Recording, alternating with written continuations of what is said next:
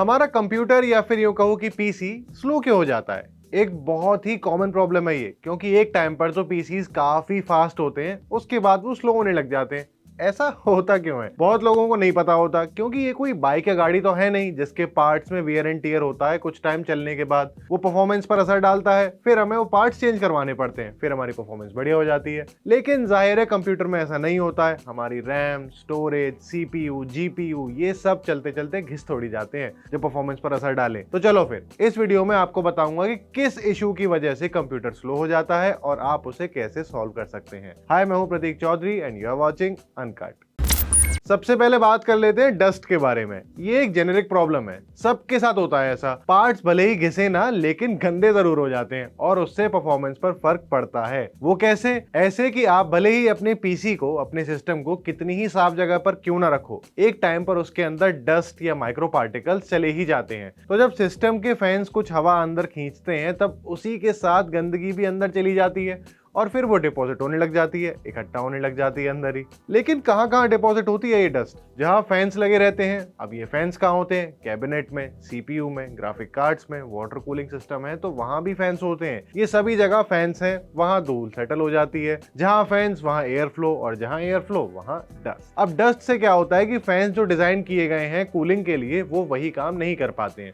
अब इससे दिक्कत ये होती है कि सीपीयू यूनिट ठंडा नहीं हो पाता, एयर फ्लो अच्छा नहीं रहता और गर्म होने लगता है आपका सीपीयू। अब जैसे ही कूलिंग गिरती है, सिस्टम गर्म होने लगता है, तो उसके बाद परफॉर्मेंस भी गिरने लग जाती है और लैग करता है आपका सिस्टम, स्लो चलता है वो काफी। तो अगर आप चाहते हैं कि आपके सिस्टम में ये दिक्कत ना हो, या अगर आप ऑलरेडी ये इशू फेस कर रहे हैं, तो सिस्टम की क्लीनिंग जरूरी है। बस एक चीज का ध्यान रखना है कि गोपी बहू ने जिस तरीके से अपना सिस्टम क्लीन किया था, हमें वैसे तो बिल्कुल नहीं करना है। खुद से या फिर किसी एक्सपर्ट टेक्नीशियन से करवानी है क्लीनिंग, ब्लोअर से और सॉफ्ट ब्रशेस से। ऑल्सो इसको हमें साल में कम से कम एक बार जरूर करना है, या फिर डिपेंड करता है कि धूल कितनी रहती है सिस्टम के आसपास। अगर ज्यादा दिक्कत रहती है तो उस हिसाब से थोड़ा फ्रीक्वेंटली क्लीन कर लो, फिर आपको डस्ट की वजह से परफॉर्मेंस इश्यूज नहीं फेस करने पड़ेंगे अपने सिस्टम में। अब बात करते हैं ऑपरेटिंग सिस्टम की। हाँ, आपका ओएस भी एक बड़ी दिक्कत बन सकता है। वो ऐसे कि जब आप लैपटॉप परचेज करते हैं तब मेंशन्ड होता है डिटेल्स में कि ये लैपटॉप किस विंडोज वर्जन के साथ आता है। विंडोज 11 है अब तो वैसे भी हर जगह।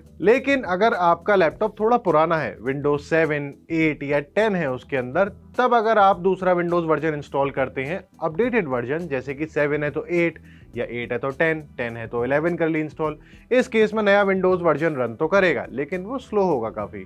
वैसे तो काफी बार नया ऑपरेटिंग सिस्टम पुराने पीसी या पुराने स्पेक्स को सपोर्ट भी नहीं करता है, लेकिन अगर आप अपनी कोई तिकड़म लगा के उसे रन करा देते हो, तब भी वो स्लो ही चलेगा। और अगर पुराने ओएस रन करते हो जैसे कि विंडोज 7 या विंडोज 8, तो भाई वो तो डेड हो चुके हैं। अब ना उसमें सिक्योरिटी अपडेट्स मिलते हैं और ना ही वो फास्ट रहता है। और ये बात बाकी अलग एप्लीकेशंस पर भी लागू होती है। जैसे कि आप कोई सॉफ्टवेयर पुराना यूज कर रहे हो तो वो भी स्लो ही चलता है, या फिर अगर नया सॉफ्टवेयर रन करना चाहोगे तो हार्डवेयर सपोर्ट नहीं करता आपका, वो आउटडेटेड हो जाता है, वो कंपैटिबल नहीं होता है उसके बाद। तो बात अब सिर्फ एक पॉइंट पर आके रुक जाती है, और वो ये कि अगर आप आउटडेटेड कंपोनेंट्स यूज कर रहे हो, बी इट हार्डवेयर और सॉफ्टवेयर, चाहे सिस्टम हो या ओएस, दोनों में से कोई भी चीज बहुत ज्यादा पुरानी हो जाती है, तब मजा नहीं आता है, स्लो हो जाता है सब कुछ। बात करते हैं टेम्परेरी फाइल्स की। अब देखो, हर बंदा इतना टेक्निकल नहीं होता है कि वो खुद से विंडोज डाल ले अपने सिस्टम में। जैसे अगर कोई एक टेकी बंदा है, उसके सिस्टम में विंडोज लगातार दिक्कत कर रही है, तो वो उसे उड़ा के दूसरी विंडोज डाल लेता है। लेमन लैंग्वेज में बताया मैंने ये। लेकिन कोई नॉर्मल बंदा यूजुअली झेलता जाएगा ये दिक्कतें।